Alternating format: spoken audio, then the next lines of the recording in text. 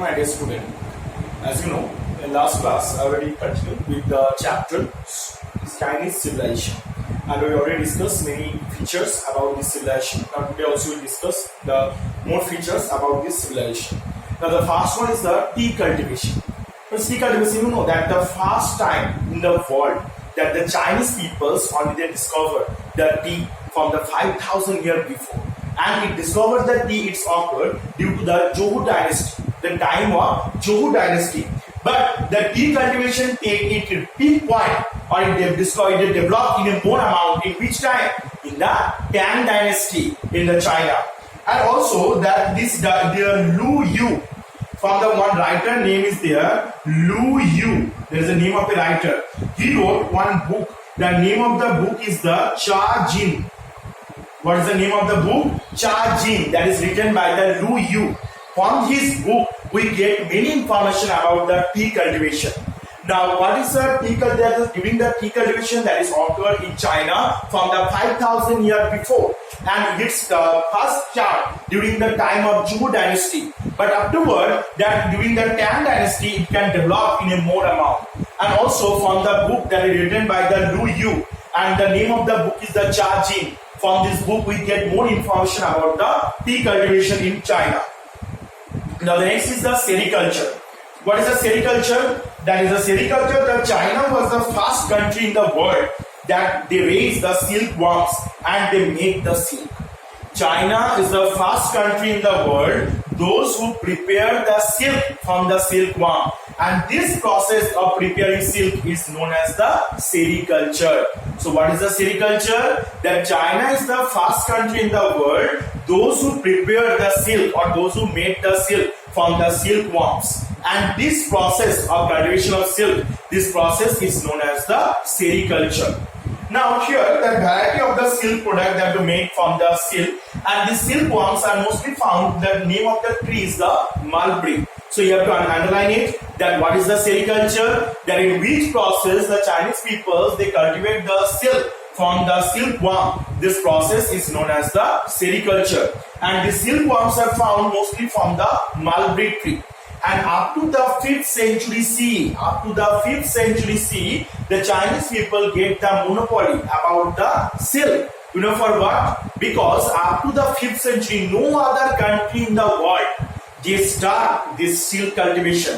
For that reason, the Chinese people only they have to sell all the silk into the different parts of the world, and which rate or which cost they want to take from the other people, they will give the rate, they will give the start, they will take the cost of it, because by this way they get the more profit from the silk. And up to the 5th century, the Chinese people they get the monopoly on it. Because from the up to the 5th century, no other country in the world they did not start to the silk cultivation or the sericulture process. That is why they will get the more profit from this year. Now the next is the porcelain, art and craft. The porcelain. What is the porcelain? The porcelain is a type of clay that used to making the different type of pot, utensils, or the vases, or those are the things that they are used to make by this porcelains. And those are the vessels are made by the porcelain that is so useful and very nice, and it taken by the Chinese people to learn that. And also the porcelain is a substrate that made by the clay. There is a kaolin type of one clay is found that they control the temperature also.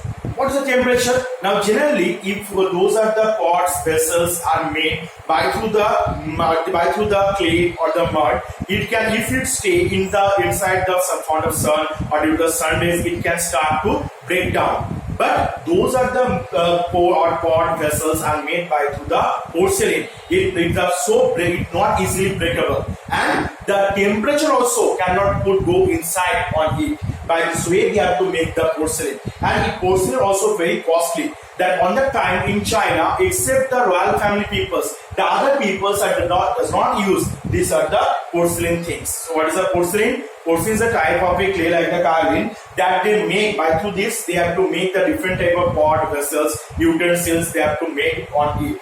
And the porcelains is those are the clay or the pot utensils are made by the porcelains. It not easily breakable. and also it can process the temperature, it can be reduced, that what is the outsider temperature, it not goes inside of this porcelain or things. So for that reason it's been very costly also, and except the royal family peoples in China, the other peoples they did not use the porcelain. And the last is the jade work. What is the jade work? That is the object that carved out by the jade have been historically regarded that is a valuable substance, and from the jade that peoples are made the different type of ornaments and the jewelries, just like a stone. From it, those are the valuable ornaments, jewelries they are to made by through the Chinese people. And this jade work is very important for them because during the Shang dynasty, the peoples and mostly they have to use the jade work, and also for the ceremonial weapons. Means the ceremonial weapons means those are the weapons they have to use in a particular ceremony or the particular function.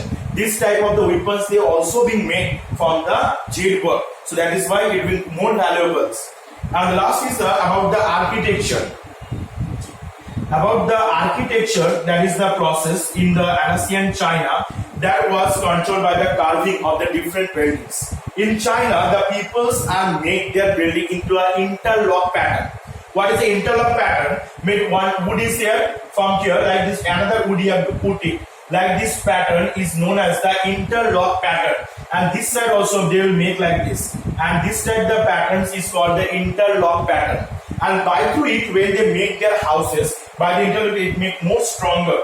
And in China, the people make their houses and the buildings by through the joining of the stone and the wood substance, and they mix merge with it and they make this type of buildings. Now here that China, they have, why they make this type of interlock type of buildings? Because they want to protect their house from the earthquake. They want to protect their house from the earthquake. That is why they have to build this type of things. Now here also there are a bracket or the group of wood that blocks the short arm, and they cut into the interlock by the together. And the common people lives into the dwellings, the pit dwellings that is located into the inside, or they make the normal wooden house. Those are the common people or the normal people. They are living in the normal houses, but those are the royal family peoples, are rich peoples. They are living in this interlocking dig pattern type of houses. And also their floor is made by the chalk, lime and the gravel to construct their floor. Floor means the ground portion that they use for making this. They have to use the chalk, lime and the gravel, and this process is known as the hung to foundation. What is the name? Hung to foundation. They have to make the floor by through using of these are the substance. That is why it's known as the hung to foundation. So I hope you have to understand it up to the hung to foundation, that is the architecture. Next day we have to discuss the remaining portion from this chapter. So today I have to here. Thank you.